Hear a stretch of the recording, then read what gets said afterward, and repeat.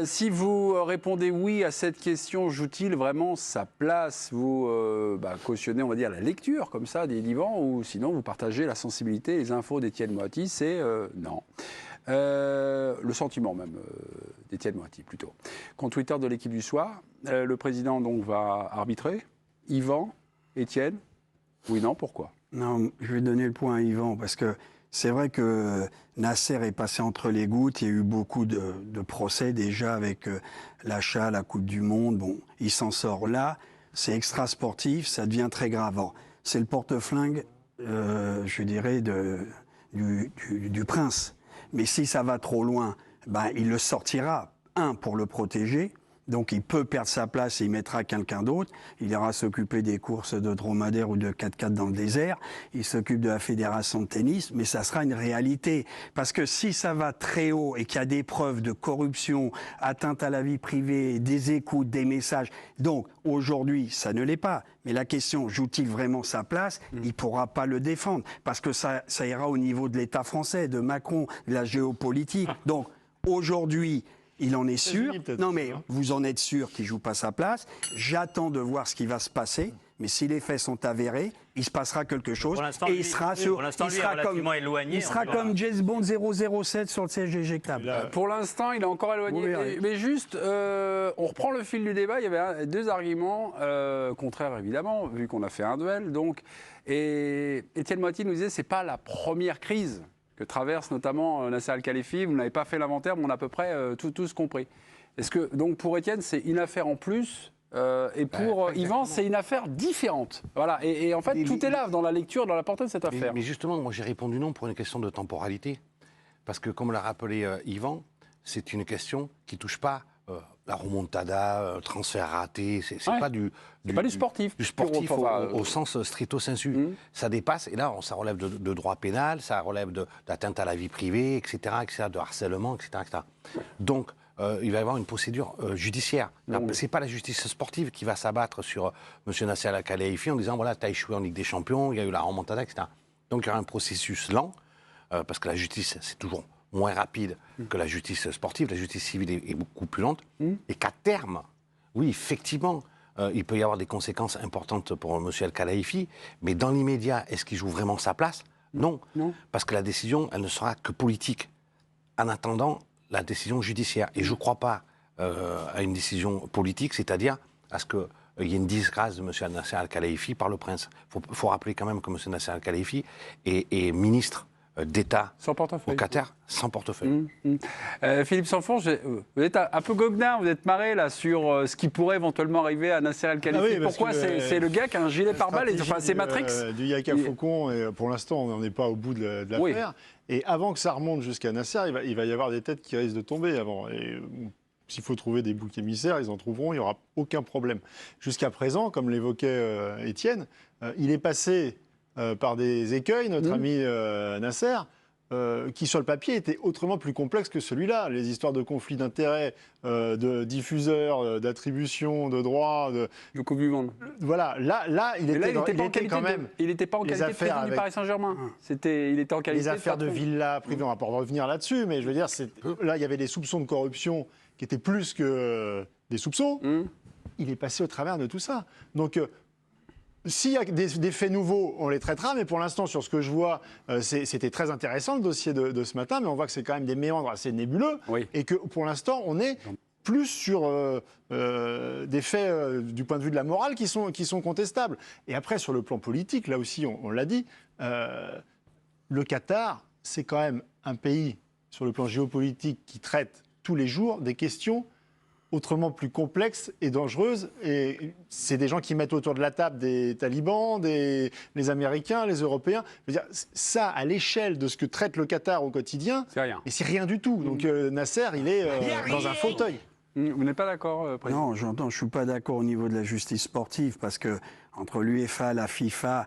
c'est des commissions, des mecs qui jugent. Non, c'était pas la justice sportive, la FIFA. Non, mais il y a eu des procès, en Suisse. C'était la vraie. Oui, mais pas la là, sportive. on a eu Platini aussi dans cette affaire qui a été acquitté, là, tu mais mélanges- qui là, tu repart. mélanges tout, là. Non, mais il repart en procès, Platini et Blatter, sur ce que j'ai lu dans l'équipe aujourd'hui, alors qu'ils avaient été acquittés. Tout ça pour dire que moi, dans le monde du football, c'est moins transparent, même si c'est extra sportif, j'ai compris, puisqu'il n'y a pas que des commissions, mais avant que ça se passe je dirais dans un tribunal, entre eux, ils peuvent arranger un peu les bidons. Moi, je te dis que c'est une affaire très grave. Le Qatar, même si ils dominent le monde avec leurs pétrodollars, les crises en ce moment, et que tout est géopolitique, ils sont quand même attaqués par beaucoup de pays sur la Coupe du Monde. C'est pas neutre.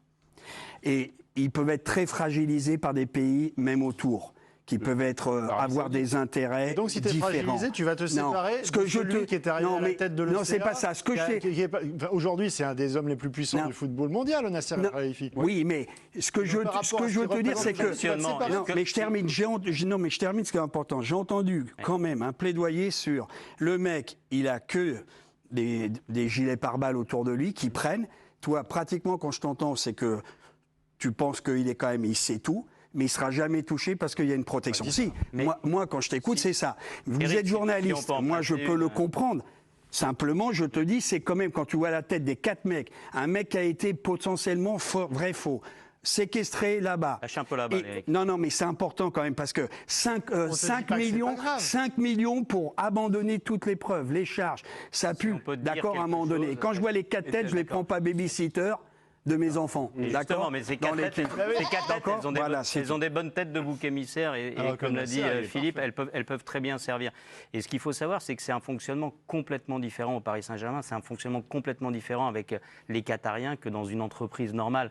Nasser, avec tout ce qui s'est passé au Paris Saint-Germain, rien que d'un point de vue sportif, la honte en Mondiovision, donc, qui a été donc, reçue par le Paris Saint-Germain à de nombreuses reprises sur la scène européenne, mais ça aurait suffi à faire partir le président. Mais non, c'est un fonctionnement complètement différent. C'est l'ami, le proche, le protégé de l'émir. Et il en faudra bien plus que ça et bien plus que le dossier qu'on voit aujourd'hui pour le faire partir. On va montrer la photo de quelqu'un qui n'est pas forcément issu du monde sportif, dont on parle peu, on l'a parfois évoqué, c'est Jean-Martial Ribes, qui n'est plus désormais au Paris Saint-Germain, c'est l'ancien patron de la communication du Paris Saint-Germain et l'ancien bras droit de Nasser Al-Khelaifi. On va redonner la parole au journaliste de l'équipe Loïc Tanzi, qui nous dresse un portrait entre les liens entre Nasser Al-Khelaifi et Jean-Martial Ribes. Écoutez. C'est plus qu'un employé pour le président du PSG, c'est un ami. Il voyageait beaucoup avec le président dans les déplacements. Il déjeunait par exemple avec les présidents lors des veilles de matchs de Ligue des Champions ou les jours de match de Ligue des Champions quand les deux présidents déjeunaient ensemble. Il était à la table des déjeuners. Ça lui arrivait aussi de savoir ce qui se passait dans les négociations transferts par exemple. Donc il avait un rôle très important au sein du club. Pour certains, il avait un rôle qui dépassait même le cadre de la communication, tellement il était proche de Nasser Al-Khelaifi. Globalement, au sein du club, il y a 2 courants. Il y a ceux qui appréciaient travailler avec lui et il y en a d'autres qui appréciaient beaucoup moins travailler avec lui, qui le reprochaient aussi de trop cloisonner l'entourage de Nasser Al-Khelaifi, de trop faire attention au président, à tel point que le président était devenu intouchable, parce qu'il fallait passer par Jean-Martial pour essayer de parler au président du Paris Saint-Germain. Voilà, ma question, c'est Jean-Martial Ribes. Est-ce que c'est, on va dire, l'élément central dans cette affaire qui nous concerne, notamment les dernières révélations de Mediapart avec l'engagement d'une société d'une armée numérique. Du numérique, donc des attaques contre un certain nombre de personnes, évidemment, c'est lui qui est en première ligne. Mais justement, donc, comme c'est dit dans le dossier, aujourd'hui, donc, en tout cas, Nasser, la posture qu'il a, elle est peut-être réelle, c'est de se sentir trahi. Ça veut dire que Jean-Martial Ribes, il sera lâché, il est déjà lâché. Et s'il doit y avoir un responsable dans cette opération-là, je pense que du côté de Nasser, on a tout à fait trouvé qui ce sera plutôt lui. D'accord, ok. À City, juste un petit parallèle, le club est également à la propriété d'un pays, les Émirats Arabes Unis. Le cheikh Mansour est le frère du président. Mais le club est plus stable. Est-ce que vous comprenez pourquoi à City, un pays, et ça m'a l'air plus stable. On voit ici d'ailleurs, on vous donne peut-être un élément de réponse, c'était lundi soir en direct sur la chaîne L'Équipe, il y a Ferran Soriano et Tchéky Begiristain, 2 anciennes éminences grises du Barça. Est-ce que finalement City... On peut rajouter Pep Guardiola. Et Pep Guardiola. Est-ce que c'est un projet sportif? Et Paris n'est pas un projet sportif. Non, mais il y a une part de communication aussi. Je veux dire, quand ils sont arrivés, les Émiratis, bien sûr qu'ils ont dit que il voulait à terme gagner la Ligue des Champions, Ouais. mais le juge de paix, ça n'a jamais été la Ligue des Champions. En termes de communication de Paris Saint-Germain, ils font un triplé, un quadruplé, ils font une demi-finale, finale Ligue des Champions. S'ils ne la gagnent pas, c'est un échec. Ouais. Tout le temps. Mais je veux dire, quand tu gagnes la Première Ligue et City qui ne gagne pas la Ligue des Champions, si je m'abuse, je veux dire, c'est pas un échec. Hein. Je pense qu'en termes de communication, l'erreur, elle est. Ils ont été plombés dans Après, peut-être que gagner la Première Ligue, ça a plus de valeur, entre guillemets, que de gagner la Ligue. Entre nous, le Qatar, il est venu pour Paris. Le Qatar, il vient parce que Nicolas Sarkozy, ça démarre là. À peu près. Moi, je ne suis pas journaliste, j'enquête pas. Mais c'est le moment où... Juste, vous faites référence au Qatargate. Non, mais là, je parle pas de ça. Je récupère la main. Non, je récupère la main parce que le Qatargate, l'édition du 29 janvier 2013... je crois qu'on a la une à vous proposer.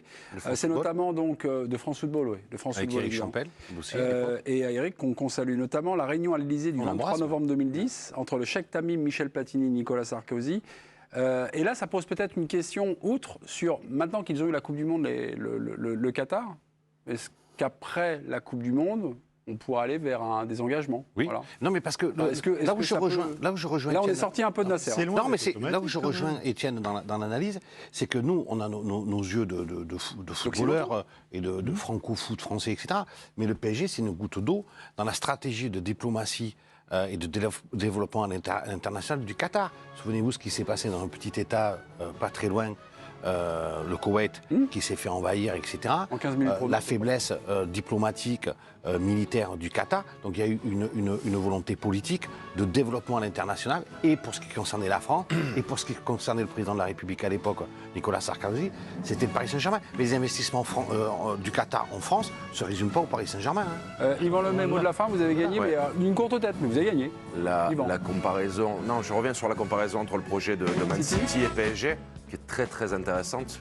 Et la seule différence, toi qui es fan de Barcelone, c'est qu'ils ont juste délocalisé Guardiola, Soriano, Begiristain pendant 10 ans à Man City. Et ces gens-là connaissent le football, savent instaurer une politique sur l'équipe 1. Et aujourd'hui, ils ont les résultats de 10 ans de leur fruit de travail. Contrairement à Paris Saint-Germain, où ça change tous les 2 ans, où il n'y a rien. Et ces gens-là ont réussi à faire ce beau projet de Man City. Ils sont tellement bien à Man City qu'ils ont ouvert un restaurant espagnol pour bien manger. Comme c'est connu qu'on ne mange pas très bien là-haut. Ok, mes amis, on est à la bourre.